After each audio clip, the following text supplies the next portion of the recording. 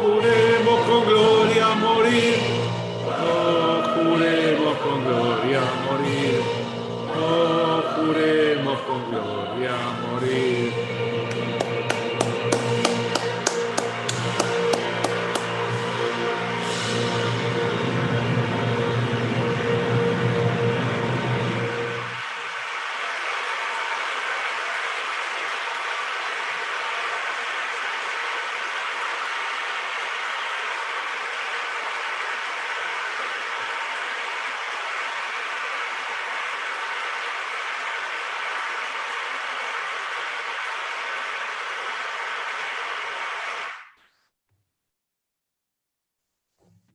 Muy bien. ¿Se escucha bien? Perfectamente. Perfecto. Bueno, Okay. Muy buenas noches. Les doy la bienvenida a esta nueva ponencia perteneciente al tercer seminario presentado y organizado por la Juventud del Partido Demócrata junto a Prensa Republicana, Fundación Libre y el Centro de Estudios Cruz del Sur. Y agradecerles a todos aquellos que se suman a cada seminario. Quiero hacer extensivo el agradecimiento al presidente del Partido Demócrata, Juan Carlos de Marco, por su soporte a la juventud en cada seminario y en cada proyecto que llevamos adelante. Y sumo al agradecimiento a la presidenta de la Juventud, Cintia Maidana, que en el día de hoy no pudo hacerse presente, enviando sus saludos y mejores deseos para esta charla. Quiero además hacer una mención especial al señor Nicolás Márquez por sumarse en cada seminario, en cada uno de los seminarios, y por brindar continuamente su apoyo a los jóvenes del partido, quien tampoco hoy pudo hacerse presente. Como habrán visto en el anuncio, el tema que nos convoca hoy es la última fase de la destrucción argentina. Al finalizar la exposición integraremos algunas preguntas que ustedes pueden ir dejando en el chat del Zoom, que por una cuestión de orden y para evitar desprolijidades las va a estar leyendo Diego al final, como lo venimos haciendo últimamente. Y por las mismas cuestiones, los micrófonos se van a silenciar y el chat va a ser inhabilitado a partir de unos minutos y habilitado 15 a 20 minutos antes de finalizar la exposición para que ustedes puedan realizar las preguntas que deseen. Por último, quiero agregar una sola cosa. Estos seminarios están orientados y organizados para capacitar, entrenar, preparar y formar a jóvenes, a la futura generación, a quienes nos van a preceder en un futuro cercano o un poco más lejano. Nuestra intención, como la juventud del partido, jamás está muy lejos de ser discriminatoria. Queremos dejar en claro eso. Pero nuestra prioridad son los jóvenes. Mientras haya cupo, siempre será bienvenida cualquier persona, como en el día de hoy, que gracias a Dios la capacidad del cupo de personas es mucho más amplia, por eso son todos bienvenidos. Pero cuando no contamos con el beneficio de tener esta cantidad de cupos, dimos y vamos a dar la prioridad a la juventud. Aclarado esto, creo que está ya el presidente del partido, Juan Carlos de Marco, le cedo la palabra a él para que le haga la introducción a nuestro invitado. ¿Se encuentra? Si no, hago una pequeña introducción. Está muteado, Nancy. Ahí está. Ahora sí. ¿Está muteado? A ver. Ahora sí. Ahí está. Ahora está. Bueno, muchas gracias, Nancy. Una hermosa Perfecto. presentación, una hermosa introducción a este tercer seminario que observo con mucho entusiasmo la presencia de más de 330 personas. Son números realmente muy alentadores porque esto marca, sin lugar a dudas, un interés mayúsculo de todos los jóvenes por intentar superarse, capacitarse, que es la única esperanza que tenemos. En este caso en particular, hoy cerramos con el invitado este tercer seminario. Recordamos que tuvimos algunas dificultades técnicas hace 15 días atrás, así que estamos retomando con el invitado y ya estamos trabajando en el cuarto seminario que empezará dentro de 15 días aproximadamente, también con 4 sesiones, con el soporte técnico indudablemente siempre de la juventud del Partido Demócrata, todos sus militantes que están haciendo un trabajo fantástico. Y bueno, el agradecimiento a todos los jóvenes de Cruz del Sur, del Partido NOS, del Partido Unidos, por supuesto la juventud de mi partido, al cual amo profundamente. Y quiero detenerme apenas unos minutos en la presentación de quien hoy es nuestro invitado de lujo. Nuevamente para nosotros es un privilegio contar con un experto en distintas áreas de la economía, en moneda corriente, en un montón de áreas que hoy son tan difíciles de poder entender. Pero fundamentalmente nuestro invitado de hoy fue un revolucionario en su época, fue un todoterreno que desafió a la hegemonía de Franja Morada y de la juventud peronista en la década del 70, y nada más ni nada menos que les ganó. Fue el fundador de UPAU, con Curuchet y otros amigos más,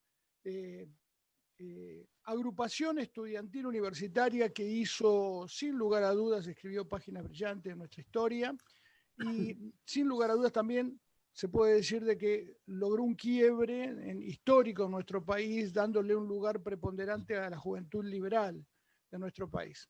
Con el tiempo, nuestro invitado de hoy reconoció que había dejado de ser tan liberal para transformarse en un conservador, algo que probablemente él lo va a explicar mejor que yo, pero simplemente recuerdo la anécdota, que lo hago siempre, que cuando nos conocimos con el invitado, estábamos viajando por alguna provincia del interior, cuando queríamos unir a todas las juventudes de nuestro país, estoy hablando de principios de la década del 70, 74, 75, 76, por ahí. Y este chico, que tenía 16 años probablemente, irreverente, insolente, metido en todo, nos quería hacer creer que había que privatizar el Ministerio de Educación. Nunca me voy a olvidar de eso, un maestro. Nosotros lo mirábamos raro, decir, ¿de dónde salió este pibe? Bueno, este pibe fue el líder de UPAU, fue concejal en la ex Capital Federal antes que se transformara a una cámara, y tengo el placer, el inmenso placer, de un hombre que escribió páginas de la historia, como lo dije, como es mi querido amigo Carlos Maslatón. Carlos, bienvenido. Yo me voy a retirar del Zoom, te voy a dejar a toda esta audiencia de ya más de 350 personas para que con tu experiencia y con tu capacidad docente brindes todos estos conocimientos que vos tenés para que nuestra juventud cada vez esté mejor formada. Muchísimas gracias por tu presencia, como siempre, y un abrazo fraternal. A vos, de Marco, por esta espectacular bienvenida. Yo lamento que se haya cortado la transmisión hace 2 semanas. Es la tercera vez que me pasa, pero hoy seguramente va a estar todo 10 puntos. Para mí es un honor enorme hablar aquí frente a afiliados y militantes del Partido Demócrata y de otros partidos de derecha afines. Y claro, yo voy a retomar el hilo de lo que dijo recién de Marco. Es verdad, íbamos de Buenos Aires a San Luis. En ese momento se viajaba todo por tierra, en autos de los más precarios. Y bueno, ¿para qué íbamos de Buenos Aires a San Luis? Era un viernes a la noche. Al mediodía del sábado teníamos una reunión del Comité Nacional de la Juventud Demócrata, el Partido Demócrata Nacional, digamos, de los distintos partidos demócratas y otros partidos afines que también habían asistido a esa convención partidaria. Juventudes Federalistas, ¿te acordás? Juventudes Federalistas, exactamente. Reuniones que eran totalmente increíbles porque eran, digamos, tenían lugar con la formalidad de lo que es una reunión de comité, con el método parlamentario, cosas que yo veo que a veces se han perdido, no quizás en nuestro partido. Yo ahora pertenezco al Partido Demócrata de la Capital y por supuesto al Partido Demócrata Nacional, pero sí en otros partidos se ha perdido esa formalidad y creo que vale muchísimo cierta solemnidad, el respeto a las normas parlamentarias, el respeto a todo lo que es el ceremonial público, porque nosotros somos personas de la política y nos preparamos para hacer política. Hacer política significa algo más que la difusión de ideas, tenemos que ver con la conquista del poder. Y tomo este punto también, porque en ese viaje de Buenos Aires a San Luis, a mí se me dio por lanzar un montón de declamaciones de ideología pura. Ideología pura, yo muy influido por los libros clásicos del liberalismo, por los libros de la Escuela Austríaca de Economía. Ahora, si ustedes van a Twitter, los que hoy se llaman libertarios, creen que a mí me tratan o de socialista, o de comunista, o de peronista, o de fascista. Bueno, pero yo les quiero contar cómo vengo, y que en realidad no es ni lo uno ni lo otro. Les voy a decir lo que pasó. Claro, yo tardé un tiempito en darme cuenta que una cosa es la ideología política, otra cosa es la conversión de esa ideología política en un programa político, y otra cosa distinta todavía es llevar ese programa político a una campaña electoral. Y todavía falta un punto más, que es, llegado al poder, cómo convertir esa ideología, ese programa político, esa transmisión de información y de propaganda en una campaña a la acción de gobierno concreta. Porque no es que uno llega al Estado y toca botones y se hace la mera voluntad de uno expresada cuando tenía 18 años por haber leído una cantidad de libros ideológicos. Y esto es muy importante decirlo. ¿Y por qué? Porque entre la teoría y la acción hay una gran diferencia. No es que hay contradicción. Uno puede tener la ideología más pura liberal que quiera, o si es comunista, más pura comunista. Pero el tema es cómo se hacen las cosas. Ese arte de cómo hacer las cosas es justamente la política, es lo más difícil. Por eso hay tantos ideólogos, tantos filósofos que escriben lindos libros, pero algunos son suficientemente conscientes y dicen, no, yo política no puedo hacer, esto no es para mí, obviamente que no es para él, pero otros intentan y patinan. Por eso es importante formar el hombre político de derecha. Nosotros somos de la derecha. Entonces formamos en los comités nuestros, en las agrupaciones juveniles, en las agrupaciones universitarias, personas aptas para la acción política práctica. Respetamos la academia, pero nosotros estamos destinados a eso. Este es el objetivo, la conquista del poder, sea en cargos directivos partidarios, sea en cargos legislativos o en cargos ejecutivos, en los órdenes nacional, provincial y municipal. Y a mí se me ocurrió hace unos años, quizás a imagen y semejanza de lo que es el lenguaje del Internet, decir que el conservadorismo, que no quiere decir, por supuesto, dejar las cosas sin cambio, eso es una palabra que tiene muchísimo contenido. El conservadorismo es el sistema operativo del liberalismo. ¿Qué quiere decir esto? Que el liberalismo solo no se puede aplicar, porque son ideas abstractas, no son ideas llevadas a algo concreto. Entonces, el que hace operativo el liberalismo es el conservadorismo. Y una vez me acuerdo, Emilio Ardoy, de Marco, allá por el año 84-85, lo escuché decir, ¿y qué es un conservador? Y dijo, y un conservador es nada más que un liberal que hace política, ¿no? Me parece perfecto esa forma de ver las cosas. Así que, amigos, bueno, preparémonos para todo lo que viene. La etapa de la retracción de nuestras ideas y de nuestra metodología política y de nuestra representación ha quedado atrás. Se está abriendo una posibilidad política enorme, gigante, para que tengamos un grandísimo desempeño en las elecciones del año que viene y también en las elecciones del año 2023. Porque las dos principales fuerzas políticas, no van más. O sea, han fracasado del 2003 al 2015, del 2015 al 2019, y bueno, este primer año de gobierno de Alberto Fernández, yo desde un primer momento, no desde un primer momento, desde el día 20 de marzo se me ocurrió calificarlo, y tengo mis razones para hacerlo, de gobierno maoísta. ¿Por qué? Porque quiso llevar la regulación de las conductas nuestras, de los ciudadanos del país, en algo similar a lo que fuera la revolución cultural china, nefasta de los años 60, que impulsó Mao Zedong y después se le fue de la mano. Es decir, nosotros somos insectos del Estado que le dice a cada uno lo que tiene que hacer. Y esto no es una falla exclusiva del partido del gobierno, el Frente para la Victoria, el Frente de Todos, porque si uno ve las cosas que hace el PRO en la ciudad de Buenos Aires, o los partidos que son aliados del PRO, donde les ha tocado gobernar, a veces son inclusive peores, son todavía más reglamentaristas. Así que yo aprovecho esta oportunidad para redoblar mi protesta contra el proceso político que estamos viviendo, en contra del sufrimiento al cual ha sido sometida la población, la esclavitud que hemos tenido que vivir este año, y por supuesto el tremendo deterioro económico que nos lleva rumbo a la miseria. A la par de ser absolutamente crítico en la descripción de lo que estamos sufriendo y de tener una predicción, porque este es otro de mis aspectos, es la predicción económica, la predicción financiera. A eso me dediqué en las últimas décadas, fuera del poder, sin hacer negocio con el gobierno, como actividad privada. Yo estoy muy negativo para los próximos 12 meses. Y cuando digo 12 meses es nada más que 12 meses, ni más ni menos. Yo tengo la opinión de que en octubre del año que viene vamos a llegar al piso del país. ¿Qué quiere decir llegar al piso del país? Quiere decir que vamos a estar en el peor momento económico, financiero, político, de seguridad, de violencia, de hambre, de miseria, de deterioro social, de no funcionamiento de las instituciones. Va a ser el peor momento. Va a haber anarquía, va a haber muchísima violencia. Muchas personas van a seguir yéndose del país, no solamente los muy ricos, sino otros que no lo son tantos, que van a decir, yo acá no tengo más nada que hacer. Pero lo que estoy haciendo es predecir lo que va a pasar.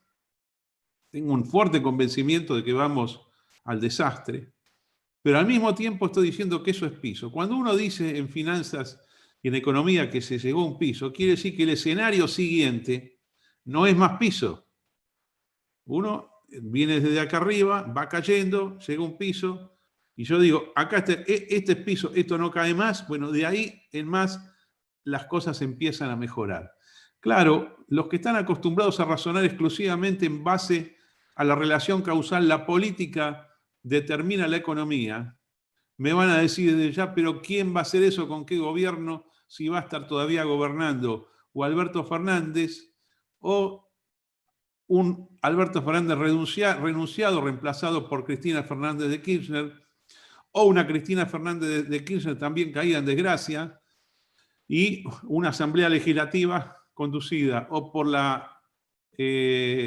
Abdala, la presidenta provisional del Senado, la esposa del gobernador Zamora, o por Massa, presidente de diputados, o por el presidente de la Corte, y quizás estemos viendo que llaman una asamblea legislativa para designar ¿qué cosa? Aquello que la Constitución establece como proceso de acefalía, que incluye que implica la designación de un diputado, de un senador o de un gobernador como presidente de la nación en función o como consecuencia de la caída de aquellos que habían sido designados a partir del 10 de diciembre del año pasado. ¿Qué es lo que yo creo que hay gran probabilidad de que esto suceda? A mí me da, y acá ya no es un deseo político, esto yo paso al análisis político y a la predicción, me da que este gobierno no llega al 10 de diciembre del año 2023. Para opinar de esta manera, yo hago un análisis histórico de todo un superciclo económico, político y cultural, que no empezó con este gobierno, ni empezó con el gobierno de Macri, ni con el de Cristina Kirchner, ni con el de Néstor Kirchner. Esto viene de muchísimo tiempo atrás. En el Zoom que se cortó la semana pasada, yo había anticipado que mi punto de partida, mi punto de conteo a la baja es junio de 1966. Yo considero que en junio de 1966 Argentina estaba todavía en una especie de techo económico y cultural, no político, por supuesto, porque había muchísimos problemas, había un gobierno radical muy débil, y se usaba en ese momento como metodología, como si fuese en un sistema parlamentario, donde en lugar de haber moción de censura, moción de confianza, bueno, hay golpe militar. El golpe militar en Argentina funcionó, fue una suerte de moción de censura de un régimen parlamentario. ¿Y por qué digo algo tan horrible? Porque en realidad la política es la que trenzaba o transaba con los militares para decir, bueno, ahora, ¿cuándo viene el golpe? ¿Cuándo viene el golpe? Esto es muy difícil de comprender o imaginarse para los que tienen menos de 50, 60 años, pero por ejemplo en el 76, febrero del 76, que no es el golpe del cual yo estoy hablando, no es el golpe del 66, estoy hablando del golpe del 76. Acá tuvimos golpe en el 76 y en el 66, por supuesto en el 55 y en el 43. Pero en el 76, febrero, marzo, era muy común ver la tapa de las revistas o escuchar a los comentaristas de la televisión, de los noticieros de la televisión, de los programas políticos, decir, ¿y cuándo viene el golpe? ¿Cuál es la fecha del golpe? Así, en lugar de ser una cosa secreta, era una cosa pública o semipública o especulativa pública en los comentarios. ¿Por qué? Porque se usaba de esa manera. Lamentablemente, la interrupción constitucional que vivimos en Argentina en el siglo XX tenía estas características: complicidad del sector político. Nosotros como liberales condenamos todos los golpes de Estado, lo de un signo y lo de otro signo. Y les quiero aclarar que yo considero que el 20 de diciembre del año 2001 también tuvo lugar en Argentina un golpe de Estado, no militar, incruento, pero fue también un golpe de Estado que cambió un montón de cosas en el país. ¿Cómo ordeno yo los grandes ciclos del país, entonces? Puesto a que desde el punto de vista económico y cultural, Argentina a mitad de los 60 era uno de los países más importantes del mundo, yo empiezo a contar para abajo desde ahí, desde el día 28 de junio de 1966, y establezco en mi ordenamiento de historia argentina todo un primer proceso de caída hasta el año 1975, o sea, 9 años de destrucción de valor, de decadencia económica. Nunca las caídas son en una línea, como las subidas tampoco son en una línea vertical, ni para un lado ni para otro. Siempre es con escalonamiento, baja, suba, baja, suba, baja, suba. Así funciona esto. Entonces, esta primera etapa que yo estoy estableciendo como la primera fase de un ciclo, como si fuese la primera onda en un mercado, abarcó el gobierno de la Revolución Argentina, los 3 presidentes de la Revolución Argentina, Onganía, Livingston y Lanusse. Lanusse ya fue un gobierno militar radical, porque habían colocado al ministro del Interior, la UCR, recordemos que el peronismo estaba prohibido, para armar unas elecciones que le sirvieran a la UCR para ganar. Bueno, obviamente fue imposible ganar porque estaba en vivo Perón. Perón llegó a Argentina desde España y les digo sinceramente, electoralmente era muy difícil, por no decir imposible, ganarle a Perón. Pero toda esa primera etapa, que estoy hablando del 66 al año 75, incluye entonces los 3 presidentes de la Revolución Argentina e incluye también todos los presidentes del gobierno que surgió a partir de las elecciones del 11 de marzo de 1973, que asumió el poder el 25 de mayo de ese año. ¿Cómo fue la coalición que asumió el poder el 25 de mayo de 1973? Tal vez algunos no lo tengan presente o no lo puedan creer, pero señores y señoras, esa coalición se llamó FREJULI, Frente Justicialista de Liberación, e incluía al Partido Laborista, al Partido Conservador Popular, escuchen lo que estoy diciendo, una rama de nuestro propio partido, escindida unos años antes, que era antiperonista, pero que después en tranza con Perón se hizo properonista. O sea, la fórmula que ganó el 25 de mayo, el 11 de marzo de 1973, con el 49% de los votos, Cámpora, Solano, Lima, era eso.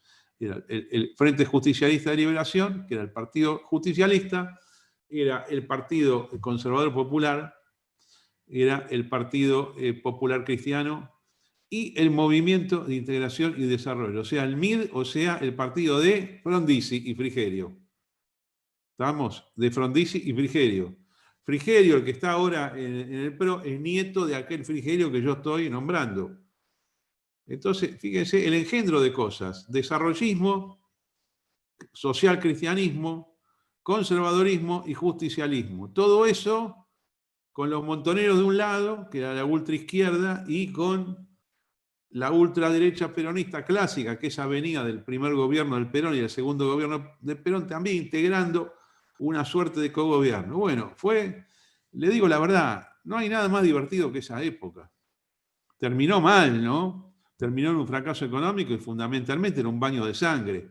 Pero como desde el punto de vista político, era lo más divertido que te podía pasar, era haber visto el día a día de esos años, de 1973, 1974, 1975, hasta 1975. ¿Por qué digo esto? Porque después fue mal, después no fue más divertido lo que pasó. ¿Por qué? Porque bueno, el país entró, como decía antes, en un baño de sangre, murieron miles o decenas de miles de personas en atentados terroristas de uno y otro lado. Nació lo que algunos califican como terrorismo de Estado, represión ilegal, y las consecuencias de una guerra civil que la sufrimos hasta el día de hoy, donde lamentablemente quedaron como malos los que hicieron el golpe del 76, no quedaron como malos los que empezaron a reprimir en el mismo sentido que el golpe del 76 durante el gobierno peronista, y quedaron como buenos los que perdieron esa guerra civil y los que fueron reprimidos por el mismo peronismo durante esos años 74 y 75. ¿Qué quiere decir esto? Quiere decir que en realidad el país ya estaba en guerra civil intraperonista cuando tuvo lugar el golpe del 24 de marzo de 1976. Y bueno, yo lamento muchísimo ese golpe, porque la verdad que el peronismo hubiera podido ajustar las cosas internamente y nos hubiéramos evitado, bueno, probablemente decenas de miles de muertos o miles de muertos. No quiero exagerar, yo no tengo mucho problema con los números, pero sé que andan más o menos por ahí.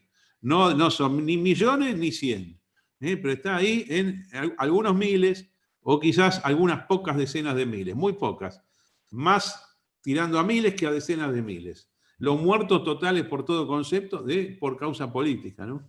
Y hablando de eso. Todos esos años para mí, 66, 67, 68, 69, 70, 71, 72, 73, 74, 75, con el plan económico que le vendieron a Perón, que fue el plan del ministro Helbar, que destruyó al país. ¿Por qué? Porque no había precios, congelaron precios y salarios, no había cambio, no había un tipo de cambio real, era todo mercado negro, más o menos como ahora era, más o menos así, todas las variables de la economía reprimidas. Bueno, todo eso estalla en el año 1975, durante el mismo gobierno peronista, con un ministro llamado Rodrigo, que lo único que hizo fue abrir una olla, destapar la olla y dejar que las cosas se acomoden por sí mismas. Para mí, eso es la primera fase de Argentina, la primera fase de la caída, entonces. Abarco del 66 al 75. Fíjense que intencionadamente, pero porque así lo creo, no tomo el 76, yo no tomo como bisagra de esos dos periodos 1976, que fue el golpe de Estado, sino que ya durante el 75 la economía se empezó a reacomodar con malos efectos, porque entramos prácticamente en la primera hiperinflación argentina, 50% de inflación mensual. Pero ahí solamente con ese destape de olla el mercado se empezó a reacomodar, y eso dio pie para que los años siguientes fueran alcistas, fueran bullish, o sea, 76, 77, 78, 79 y 80. En esos años, 76 al 80, hubo muchísima artificialidad también en la política económica. ¿Qué pasó? Al ministro de Economía del proceso militar se le ocurrió que lo que tenía que hacer era promover el ingreso de capitales hacer que esos capitales conviertan sus tenencias en moneda local, pagar intereses por esa moneda, que el Estado mismo pagara intereses por esa moneda local, de forma tal que se fueran devengando intereses en moneda local, o sea, en pesos ley 18.188, que era la moneda argentina de esa época, superior al nivel de devaluación esperado o dirigido o impuesto por el mismo Estado en la relación peso-dólar. De forma tal que si el peso-dólar se devaluaba 40% anual, bueno, los intereses fueran 60, 80 o 100%. Qué lindo chiste, ¿no? Es decir, ¿quién paga? ¿Quién paga esta joda? ¿Quién paga? Bueno, la pagó el Estado. La pagó el Estado con deuda. Y ustedes saben que cuando el Estado paga algo con deuda, en realidad lo está pagando el pueblo. Primero con fundiciones económicas, después con deterioro de salario y después porque le queda la deuda. Y esta es la primera gran estafa financiera que vivió Argentina. Hubieron dos más, una con Alfonsín y una con Macri, en mi interpretación de los hechos. Esto se llamó la bicicleta financiera. Este tema de traigo dinero a Argentina, lo coloco a un interés que me garantiza el Estado, que a su vez me garantiza que el tipo de cambio va a estar bajo para que yo cuando quiera me pueda ir y llevarme mi ganancia, es una estafa, es un fraude financiero y es un ataque al bienestar del pueblo argentino. Y es un robo fundamentalmente para aquellas personas que no tienen la posibilidad de defenderse de estas maniobras intencionadamente fraudulentas. Mi opinión es que esto pasó en la historia, no se revisó, pero lo que no se pudieron evitar son las consecuencias económicas de este desastre. ¿Cómo estoy ordenando entonces? Primera fase decadente, 1966, 1975. Segunda fase, recuperación, 1975, 1980. Y después que vino, 10 años más de caída. 10 años más de caída que incluyó la última etapa del gobierno militar, que fue tremenda, económicamente hablando, todo el gobierno de Alfonsín y el primer año del gobierno de Menem. Menos del primer año, los primeros 10 meses del gobierno de Menem, 9 meses del gobierno de Menem. Donde vivimos además una hiperinflación que duró desde el 6 de febrero de 1989 hasta el 4 de marzo de 1990. Yo soy muy preciso con las fechas, en este caso, cuando hablo de fenómenos económicos, porque como yo leo los comportamientos sociales y financieros que determinan la existencia de fuerzas en la economía que generan determinados efectos. En los 2 últimos años de Alfonsín, aunque ustedes no lo crean y aunque muchos de ustedes hayan estudiado en el CBC, en la universidad, la historia oficial que quedó sobre esa época, Alfonsín hizo la misma política que el gobierno militar en sus 2 últimos años y terminó también con una crisis de deuda y con una hiperinflación. Hasta que llega Menem, y Menem, los primeros 8 años de Menem, o sea, del 90, no del 89, pero sí del 90 al 98, son con una Argentina en ascenso. Esos 8 años son la mayor recuperación económica, cultural y social que tuvo Argentina en todo este periodo de 55 años que estamos analizando. Fue una recuperación notable, el país estaba a pleno con la economía, funcionaba, crecía, tenía las cuentas ordenadas. Claro, ¿cómo quedó la historia después? Porque uno la puede contar como quiera, pero mi lectura es que eso fue algo muy, pero muy positivo. ¿Qué ocurrió después? A final de la década, ya con el gobierno de la Rúa funcionando, el país entró en una recesión importante. La recesión es un fenómeno capitalista normal, complicado, bastante inevitable, pero lo que sí es evitable son algunas de las consecuencias negativas de una recesión que, lejos de ser inflacionista, es deflacionista. El gobierno de la Rúa no supo manejarla. En ese momento Argentina tenía convertibilidad de su moneda contra el dólar, toda una originalidad mundial. Y en el año 2001 lo que se genera es una corrida bancaria. Una corrida bancaria, corrida quiere decir que los depositantes van a los bancos y dicen, dame lo que tengo. ¿Por qué? Porque tienen pánico, tienen miedo de perderlo, y los bancos pueden técnicamente devolver 25 a 27% como máximo de los depósitos que tienen. No pueden devolver más.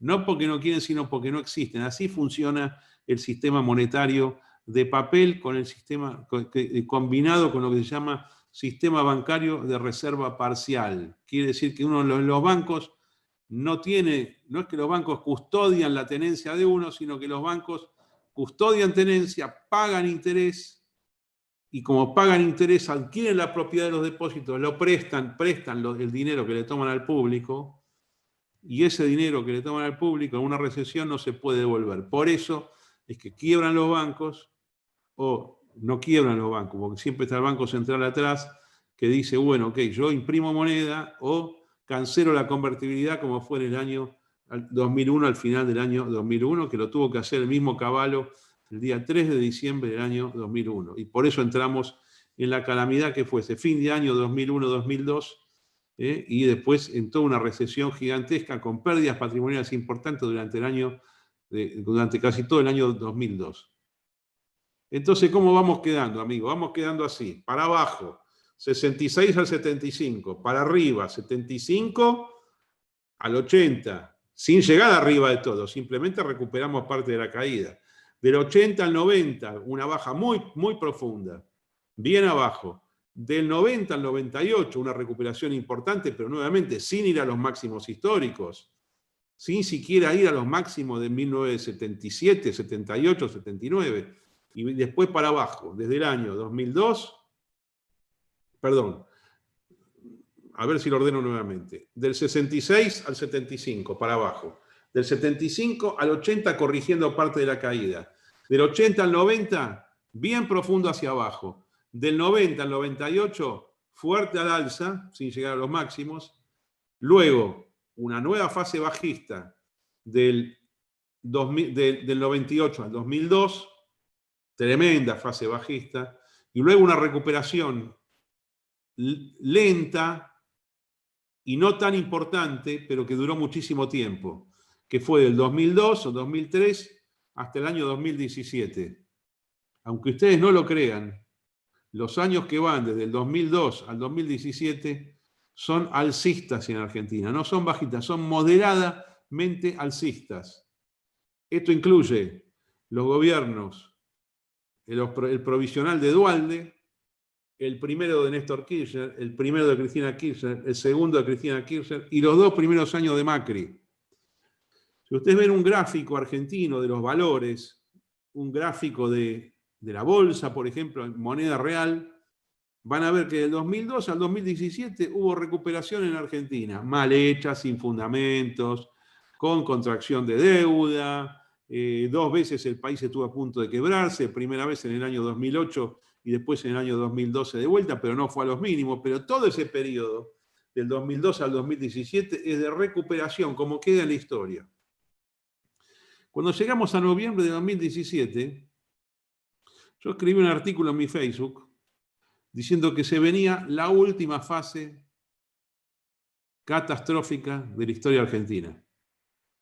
O sea, yo di por terminada la recuperación en noviembre de 2017, como efectivamente sucedió y se comprobó que fue así, y dije que la final de la caída terminaría 4 años más adelante, en octubre del 2021. Cuando yo hablo ahora de octubre del 2021 como piso final, no lo estoy diciendo porque lo calculé ahora, ni porque veo cómo se desarrollan las cosas, sino que lo estoy diciendo porque todos los números, todas las magnitudes, las estructuras de los movimientos financieros y económicos, todos los elementos culturales y políticos que yo pongo en una coctelera para analizar lo que puede pasar, me daban ya en noviembre de 2017 que en octubre del 2021 estaríamos en el final.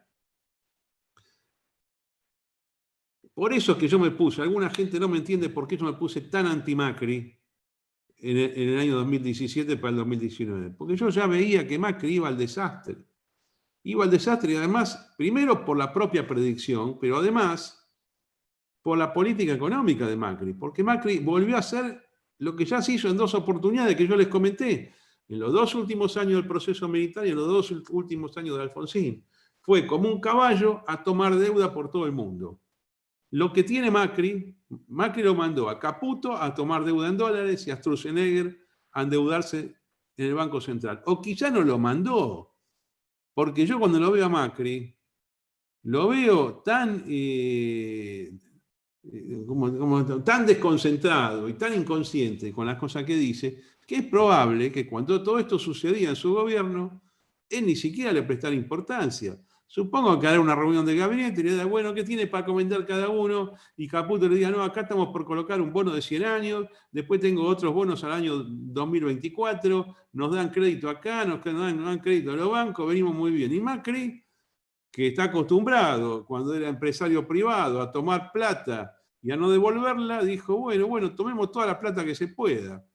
Total, ¿cuánto es la tasa de interés? 7%, 8%. Ah, no, entonces barata, tomen toda la plata que quieran. Señores, nunca el problema de la deuda es la tasa de interés. El problema de la deuda es que tenés que devolver el capital, pero nadie se da cuenta de esto, pocos se dan cuenta. Y después lo mandaba a este chico Federico Sturzenegger, que tremendamente equivocado con todo lo que hizo, que volvió a repetir lo mismo que hizo el Banco Central del proceso, como le dije, en el final del gobierno de Videla y del ministro Martínez de Oz. Y todo esto termina en un crash totalmente previsible. Y a mí me daba que el 2018 es un año del mayor crash. Y si ustedes ven un gráfico nuevamente, van a ver que todo lo que cayó la bolsa, la gran mayoría lo cayó. La bolsa cayó durante ese año 2018, durante el gobierno de Macri. No es que Macri pierde las PASO en agosto del año 2019 y ahí se cae todo. Ya venía cayéndose. De hecho, en el mismo año 2018, ¿qué hace? Va al Fondo Monetario y consigue el préstamo más grande de la historia, 57.500 millones de dólares. Y el Fondo Monetario le dice a Macri, bueno, con esto van pagando la deuda para no entrar en default. ¿Y qué hicieron? Se patinaron los dólares vendiéndolos en el mercado a sus amigos, que eran los que habían entrado con la bicicleta financiera 2 años antes y le dieron salida. Otro mega acto de corrupción. Por eso yo, estudiando todo esto, viviendo, más que estudiándolo, viviéndolo el día a día y sabiendo de otras experiencias similares, yo no puedo estar nunca puedo ser macrista. Y si esto hace que me digan, no, pero vos sos kirchnerista, cosa que es una tremenda estupidez, bueno, yo lo lamento mucho, pero en todo caso deberían, los que me están acusando por las redes, de no haber votado a Macri, no lo voté. Lo voté en el 2015 porque lo pidió Massa, pero no lo quise votar en el año 2019 porque me parecía que era imposible. Este tipo tenía que salir del gobierno a cualquier precio. Todo esto estaba escrito de antemano. Era perfectamente posible de prever y además estaba escrito en sentido estricto en todas mis columnas durante los años 16, 17, 18 y por supuesto 19. Ahora, yo no me olvido lo que escribí, el primer conteo de onda se llama esto, es el que siempre en general es el más acertado. Y dentro de esta caída, que comienza en noviembre del año 17, yo tengo que contar 5 fases internas para decir, bueno, acá terminó la baja. Y en este sentido, lo que yo estoy observando es que de esas 5 fases internas ya pasaron 4 y estamos en la última. Quiere decir que estamos en la última fase de la última sección de una caída argentina de 55 años. Falta poco para terminar y no falta mucho para caer, pero la experiencia indica también que el último movimiento bajista es el que la gente más siente, porque vienen todas las grandes fundiciones de empresas, todas las quiebras, todos los concursos, todas las destrucciones económicas de las familias, las carreras frustradas. Viene la gente que con mucho o con poco, con nada se va del país. Viene el deterioro educativo, cultural, la quiebra moral. Un mercado bajista, una tendencia económica bajista, lo que genera es quiebra moral en la sociedad. Tenemos que ser muy fuertes para no caer en desgracia. Yo pretendo que nosotros formemos parte del grupo fuerte de la sociedad que va a resistir esta Argentina en el mínimo, que tiene 12 meses más de baja. Y cuando todos digan que se acabó el país, que se terminó, que se va a secesionar, que ya probablemente estemos con un nivel de violencia que se parezca a una guerra civil, cuando estemos por el centro y veamos arder los edificios y gente armada y francotiradores y tipos que te van a robar con un cuchillo, Bueno, yo ahí, y acuérdense ahora, yo ahí me voy a poner positivo. Es más, anuncio ahora ya que pase lo que pase, y cualquiera sea la gravedad que se vea sobre la superficie, yo en un año compro. Compro es un concepto, es algo que tiene un sentido general y tiene un sentido estricto. Tiene un sentido amplio y tiene un sentido estricto. Compro desde el punto de vista de los activos argentinos que van a estar en total fundición. Pero además tiene un sentido general, político, cultural, cíclico, que es, ok, esto que vemos ahora, este desastre que vemos, suficiente para mí, suficiente, llegamos al mínimo. Y yo creo que ese es el momento político nuestro.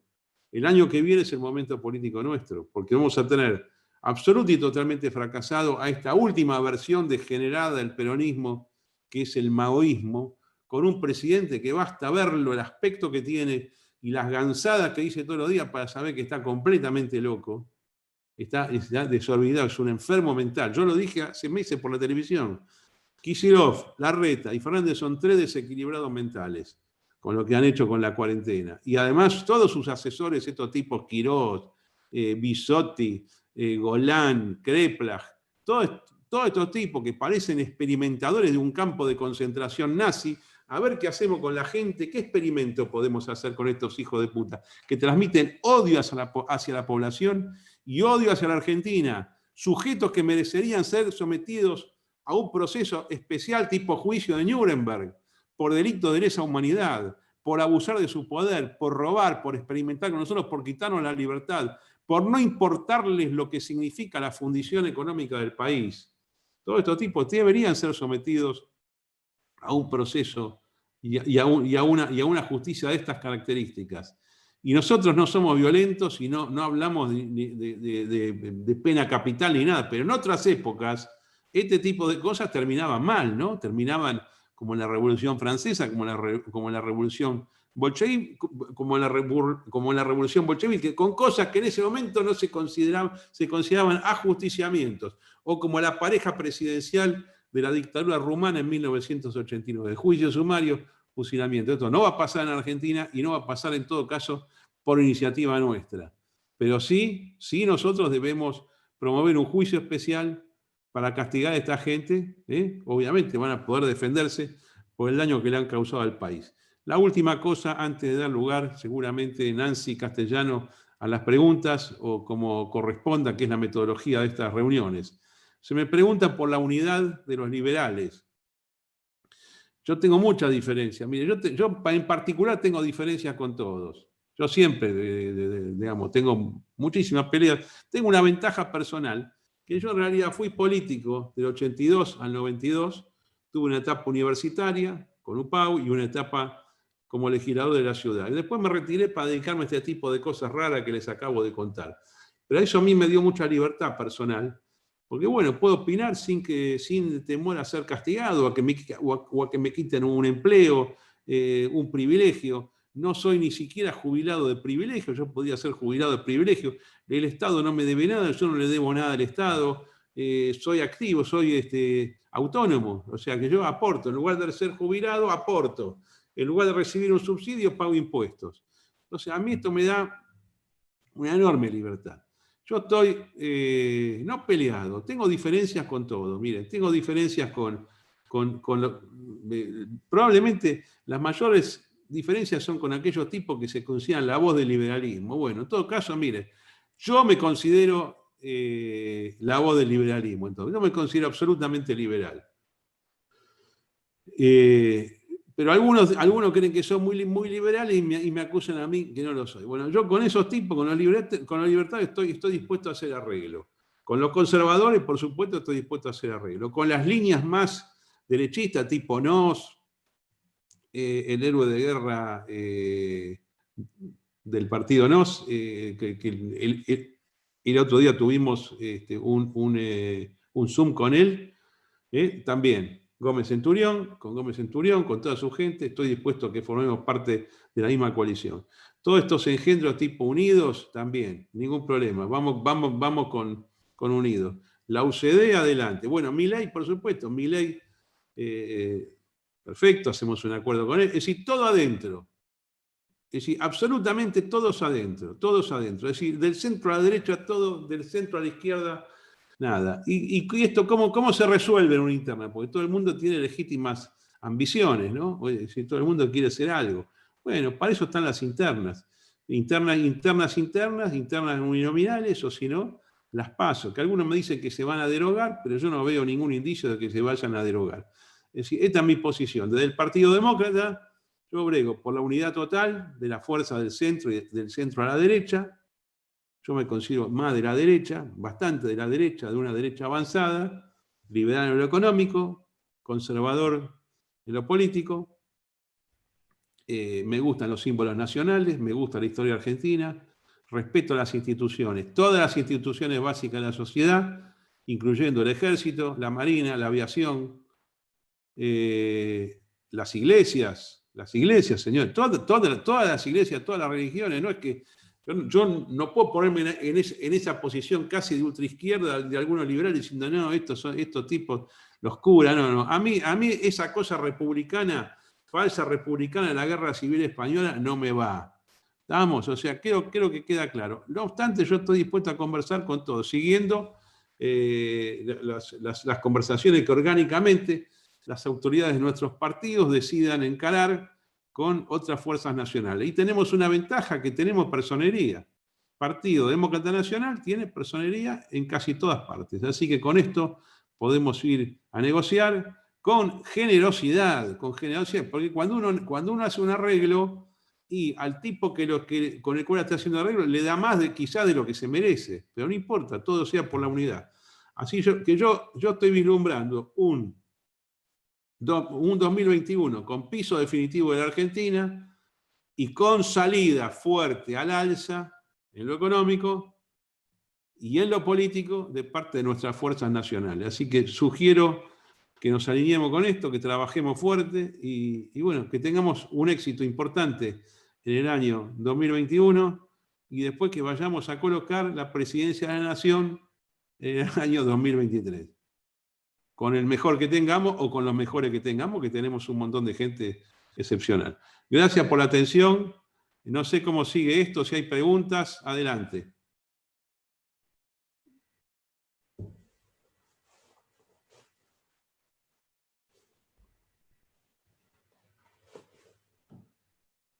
¿Cómo es? ¿Yo tengo que leer el chat o alguien Carlos, buenas tardes.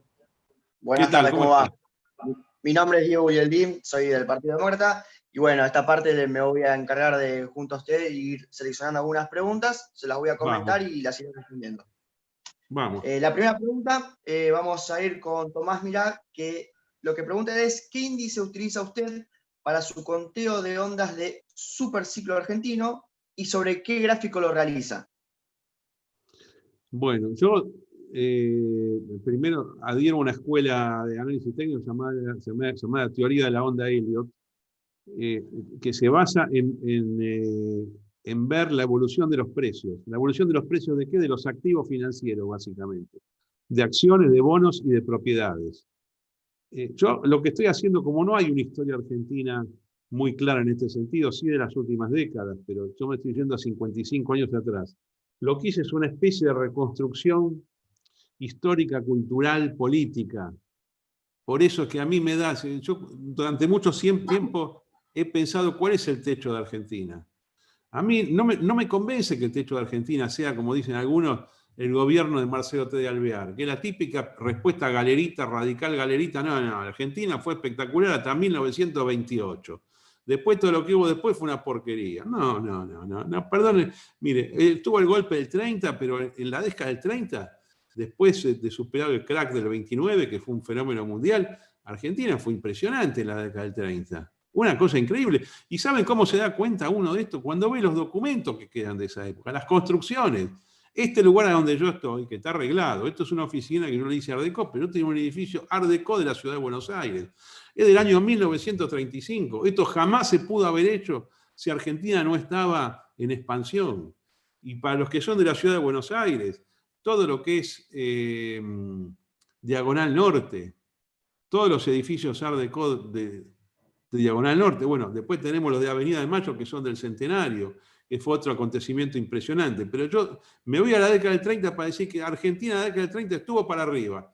No era una democracia perfecta, había fraude patriótico, pelea conservadora contra la UCR, sí, pero era tan importante el país que se puso por arriba de eso y que siguió creciendo. Después a algunos les gusta decir que se pudrió esto con el golpe de Estado del 43. Y la verdad que no se pudrió con el golpe de Estado del 43. El país siguió creciendo. Sí, el país retrocedió un poco con el primer gobierno de Perón, que fue muy malo económicamente. La verdad que fue muy malo. Perón era su época fascista, su época falangista.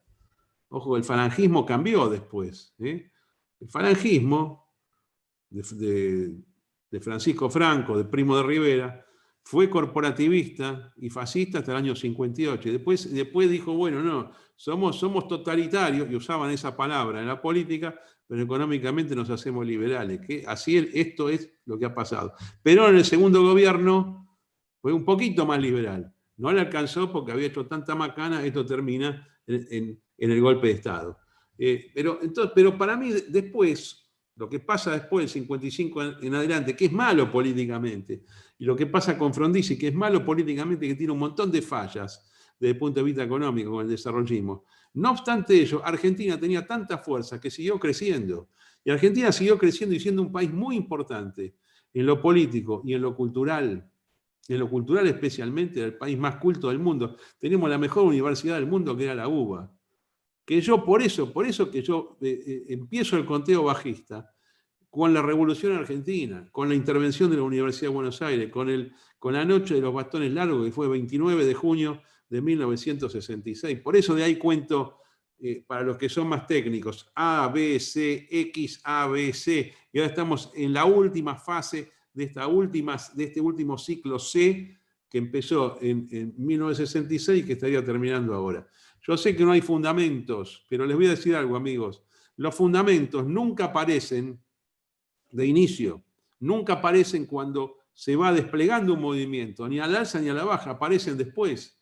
El mercado es tan impresionante, la fuerza del mercado, tan anticipadora, que primero se mueve el mercado, y después vienen las explicaciones, vienen los fundamentos. Yo quiero decirles a todos que estén positivos dentro de un año, porque Argentina no es que va a recuperar un poco de la caída a partir de 2022, 2023, 2024, 2025. No es inmediata la recuperación. Pero para mí viene un ciclo de 89 años positivos para el país. 89 años estoy hablando, ¿eh? No 13, ni 21, ni 55. Esta es mi opinión a esta pregunta, mi respuesta. Muy bien, Carlos, muchísimas gracias. Pasaríamos a la segunda pregunta, que es de parte de Agustín Ignacio Vocero, que lo que hace es, en un momento usted dijo que en los 2 últimos años de Alfonsín se aplicaron las mismas políticas que había aplicado el proceso militar. ¿Podría desarrollar más este concepto y fundamentarlo un poco más? Y bueno, sí, claro. Miren, hay un miedo en Argentina permanente que es a la debilidad de la moneda nacional. Es decir, los gobiernos hacen todo lo posible porque la moneda nacional sea una basura, tienen déficit de presupuesto, emisión monetaria, entonces no les gusta que se vea en las pantallas de las cotizaciones, en las puertas de las casas de cambio, en la tapa de los diarios, subió el dólar. ¿Vieron la frase? Subió el dólar. No les gusta. Yo no sé por qué no les gusta, porque es lo más normal en el mundo, en cualquier país del mundo, que la moneda de uno suba o baje, porque está hecha así. El sistema cambiario es flotante. Y es importante que sea flotante, que sube y baje, porque así se va adaptando a los cambios de la economía. Pero en Argentina a nadie le gusta. Y en a nadie le gusta, este no gustar está compartida por radicales, peronistas, militares, e inclusive por un montón de liberales. Que dicen, no, la economía tiene que tener un ancla, el dólar no se puede mover de esta manera. ¿Pero de dónde salieron? Si el diseño mundial, desde el año 71 en adelante, se llama sistema cambiario de libertad de acceso, que podés comprar y vender sin límite, y tipo de cambio flotante. Entonces, como no le gusta esto, lo que hacen, dice, bueno, ¿cómo podemos hacer para fortalecer truchamente a la moneda nacional? Y entonces, bueno, podemos sacar unos bonos, unas letras de la tesorería, unas letras del Banco Central, y le decimos a la gente, usted quédese forzosamente en la moneda local, podemos pagar una troja de intereses, Y entonces usted va a ver que va a ganar más con los intereses que con la presunta devaluación que va a haber. Y esto lo hizo Martínez de Oz, y esto lo hizo Martínez de Oz con su presidente de Banco Central, Adolfo Diz. Esto se hizo entre el 79 y el 81. Lo volvió a hacer Alfonsín con su ministro de Economía, Surruil, y su presidente de Banco Central, José Luis Machinea. De vuelta la misma historia. El falso carry trade, acá está diciendo Juan Cruz. Eso se llama carry trade. Bueno, eso termina siempre en la imposibilidad del Estado de pagar la deuda y en una corrida, que sea así como hay corrida bancaria, hay corrida cambiaria, corrida contra los bonos del Estado. Los tenedores los venden, el Estado no los puede renovar, y entonces ese plan de represión de síntomas, llamo yo, termina fracasando. Y es lo que hizo Alfonsín en los 2 últimos años, y por eso Alfonsín termina con una hiperinflación del 20.000% anual, 20.000% anual, quiere decir que lo que valía $1 el día 1 de enero vale 200 pesos a fin de año. Esto es 20.000% anual, de 1 a 200 en solo un año, y por eso se va anticipadamente. Y la última maravilla del país es que en el año 2015 llega Macri, tiene 2 cerebros ahí, uno se llama Caputo, otro Stroessner, y dice, vamos a hacer lo mismo. Y yo les hablé a ellos, yo les dije, le mandé mensajes. Le dije, pero usted ¿qué está mal de la cabeza otra vez con esto? Es más, hay un posteo que yo le pongo a Stroessner, que le puse, Stroessner, por favor, de vuelta a esto no. ¿Saben qué día se lo dije? El 16 de diciembre del 2015. ¿Cuándo asumió Macri? 10 de diciembre del 2015. Y le dije, otra vez, y vas a fracasar, y bueno, y parece que no sé qué es lo que han estudiado. Yo soy abogado, no soy economista. ¿Cómo yo soy abogado? Y yo sé lo que va a pasar, ellos no lo saben. Estaba pero recontracantado. Y si no lo saben ellos, porque tienen 5 o 6 años menos que yo, Stroessner, que no es mucho, deberían saberlo por ser economistas. Y si no lo saben ellos, tienen ahí todos los funcionarios del Banco Central que le deberían haber dicho, esto termina mal. Y terminó mal. Por eso es que yo hago esta comparación. Por eso que yo soy más flexible en la condena de los partidos políticos y de los procesos políticos, porque muchos tienen un montón de cosas en común. Así como el de Menem no tuvo nada que ver con esto, es el gobierno de Menem, que fue, como yo dije, la única gran recuperación genuina que tuvo Argentina, fue el opuesto de estas 3 experiencias. Pero bueno, mi comparación va por ese lado. Alfonsín con el proceso y ahora con Macri. Perfecto, Carlos. Muchísimas gracias. Una pregunta más, que sería de José Borsic. Dice, Carlos, ¿podría un país vivir sin moneda oficial, o sea, solo con monedas privadas o con varias monedas? Puede, tranquilamente puede. Yo creo que la moneda no es un elemento de la nacionalidad. No es un elemento de la existencia de un país. Un país existe cuando tiene territorio, fronteras, población y fundamentalmente cuando tiene personería jurídica internacional. Hong Kong, que ahí está preguntando Chris Tempo cómo es el ejemplo de Hong Kong. Hong Kong tiene una cosa que se llama dólar de Hong Kong, que es convertible al dólar norteamericano. Es un caso parecido al argentino de la década del 90. Pero bueno, pero tiene una moneda. Argentina tenía una moneda, pero en realidad no cambia mucho si se dice, bueno, yo esto no quiero ni siquiera tener la representación de una reserva que está en el Banco Central y que no la puedo tocar, que en el caso argentino fue oro y dólares.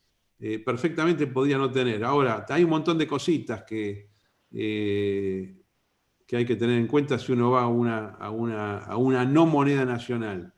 Primero, bueno, hay que definir cómo van a ser las cuentas del Estado. El Estado tiene que tener un presupuesto y lo tiene que expresar en una moneda.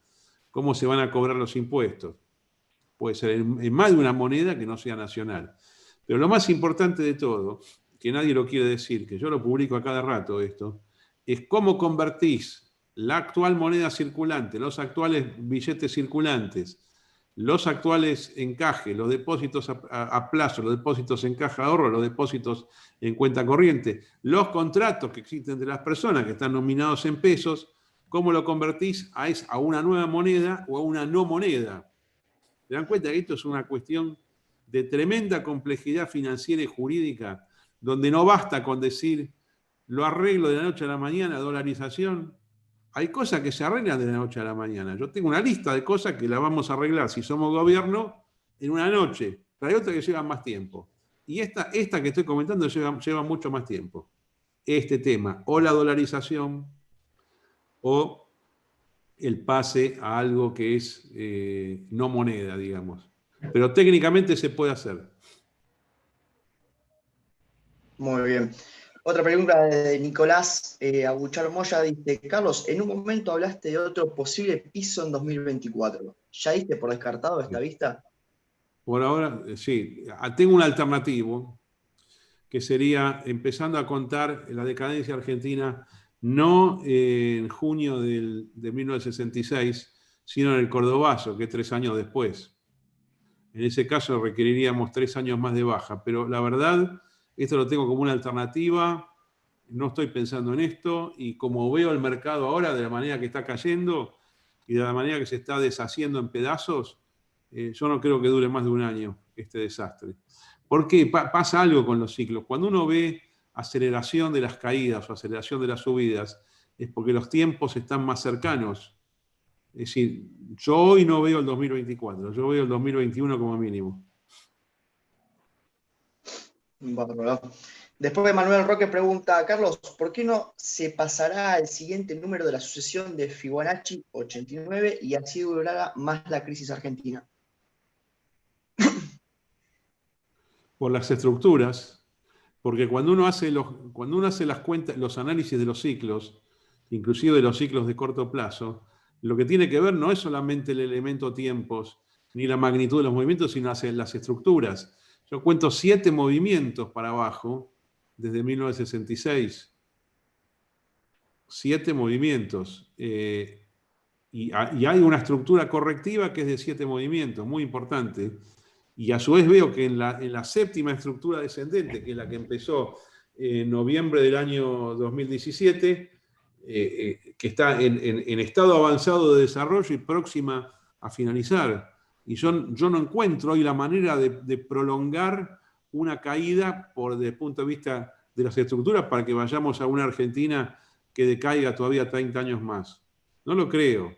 Y además le voy a decir algo que es más ya cultural o es más espiritual. Yo confío mucho en Argentina y en la población de Argentina. Yo no creo que seamos un desastre. Yo creo que los gobiernos han sido un desastre.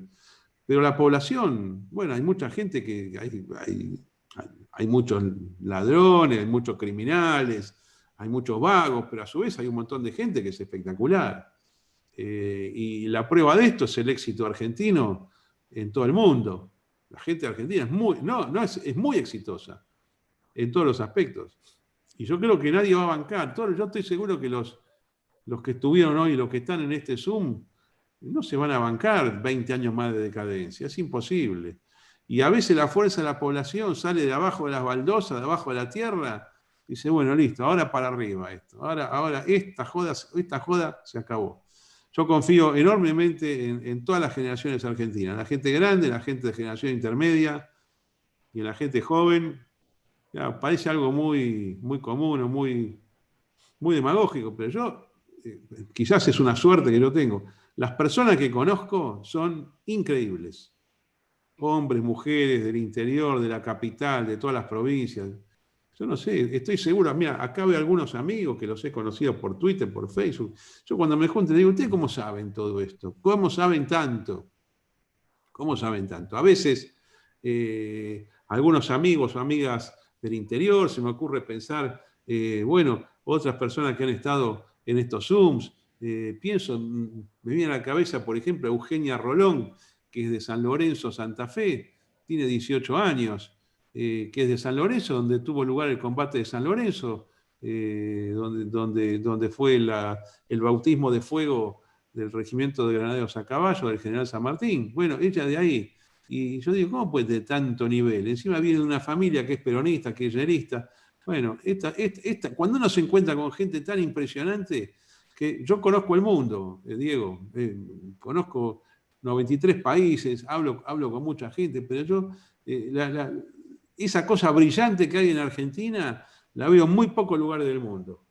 Muy pocos lugares. Entonces, yo cuando junto todo, yo junto las estructuras de la caída, analizo la historia reciente de Argentina, el último medio siglo, analizo los tiempos, analizo la perversión total del sistema político, la locura esta de Alberto Fernández, la ineptitud de Macri, lo veo a Larreta, lo veo a la izquierda, lo veo todo eso y veo gente tan increíble, yo digo, esto es el mínimo. Perdónenme que le diga, esto es el mínimo. No es que vienen 40 años más de baja, no viene así. Va a estar en el mínimo. Ojalá que podamos transmitir estos discursos, que no sé que en alguna medida son esperanzadores, que los podamos transmitir en la campaña política del año que viene y explicarlos. Porque además la gente necesita un mensaje esperanzador. No trucho, no jarta, real. Yo estoy diciendo algo que lo siento, que lo creo intelectualmente y además que lo siento.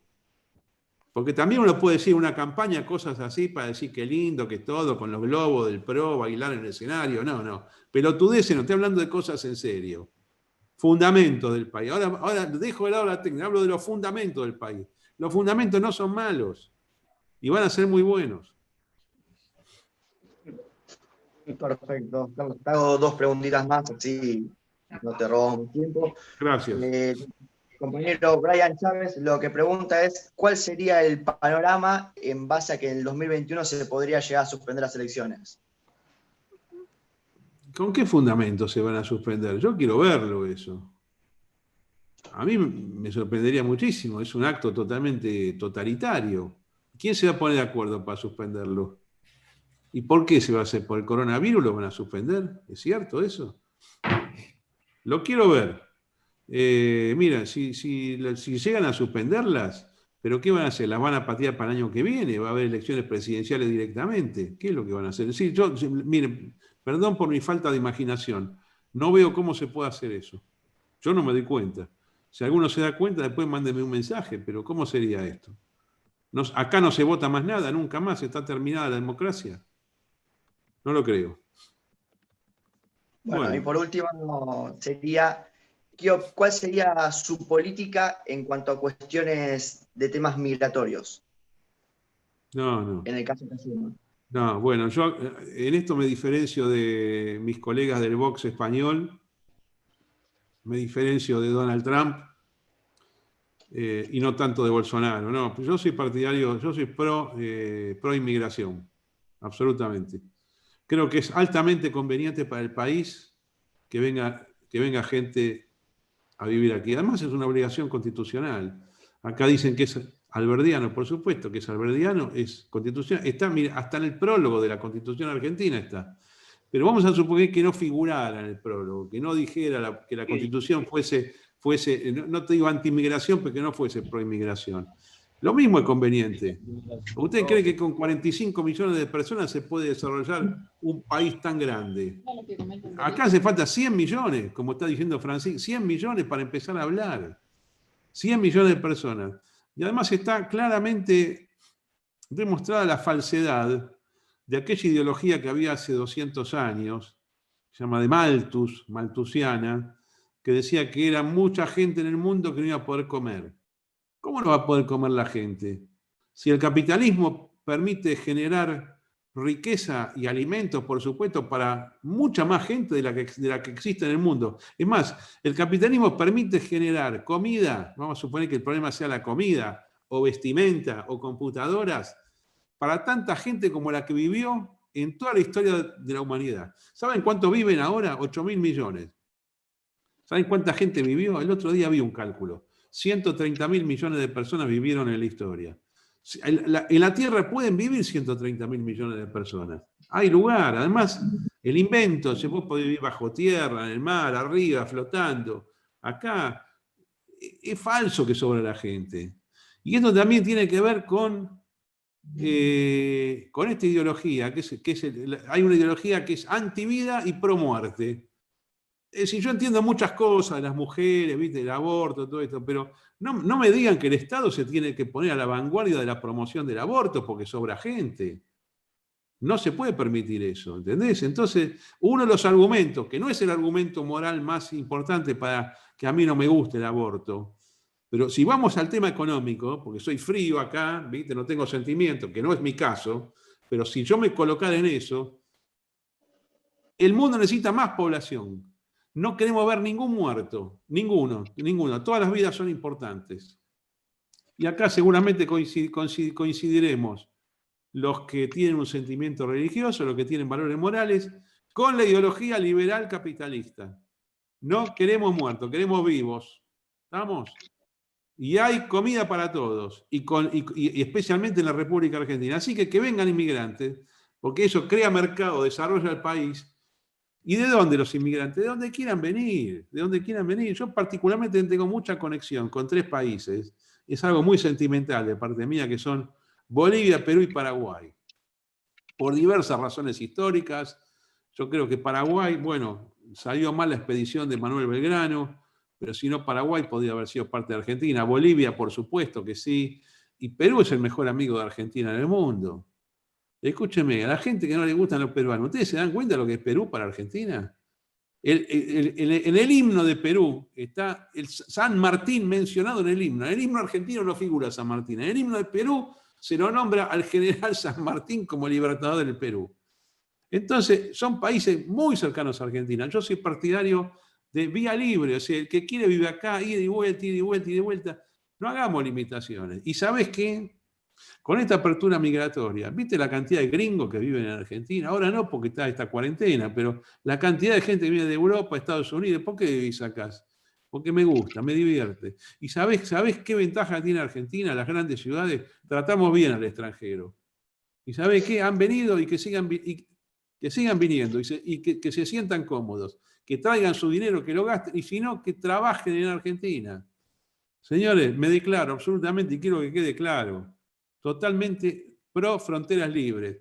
No me vengan a decir del narcotráfico, de los delincuentes. ¿Qué tiene que ver una cosa con la otra? Estoy hablando de gente que viene a vivir. No importar criminales. No quiero criminales, ni terroristas de Al-Qaeda. No, eso es otra historia. Estoy hablando de gente que viene a trabajar. Y tampoco me gusta decir, no, que vengan inmigrantes, pero no chorros. ¿Qué es esto de relacionar el inmigrante con el chorro? Hay chorros y hay chorros que son inmigrantes y otros que no son inmigrantes. Pero no hagamos esta cosa de unir, ¿viste? No, boliviano, paraguayo, delincuente, que encima es falso, completamente falso eso. No, anóteme en la lista de pro-migración. Me diferencio de Vox y me diferencio de un ala del Partido Republicano en este sentido. Entiendo lo de ellos, tendrán sus razones. Creo que cada país tiene que establecer sus propias normas migratorias. Y yo de Argentina propongo libertad total. ¿Está bien? Perfecto, gracias por la invitación, amigos. Muchísimas gracias. No, puntualmente le agradezco su tiempo y bueno, la dejo ahora en compañía de Nancy Castellano, así nos despedimos finalmente y hacemos un cierre. Muchísimas gracias. Gracias, Diego. Gracias. Hasta la próxima. Gracias, Diego. Bueno, muchísimas gracias, Carlos, por tu tiempo. Ha sido un tiempo muy productivo para nosotros y esperamos volver a tenerte en un futuro cercano. Bueno, Les agradecemos. Y próximamente hagamos algún encuentro presencial, ¿no? También con toda la gente del partido, la juventud de la provincia, la capital. Vamos a volver a esas actividades que son tan importantes. El Zoom está bárbaro, pero la vida no puede ser únicamente Zoom. ¿Está bien? Exactamente. Patricia Soprano, la veo ahí a la gran amiga Patricia Soprano, desde Mar del Plata. Hace meses que no nos vemos, tampoco con Nicolás Márquez. Espero que nos juntemos pronto. Toda la militancia liberal conservadora. Gracias, Nancy, y hasta la próxima. Hasta la próxima, Carlos. Buenas noches a todos. Gracias.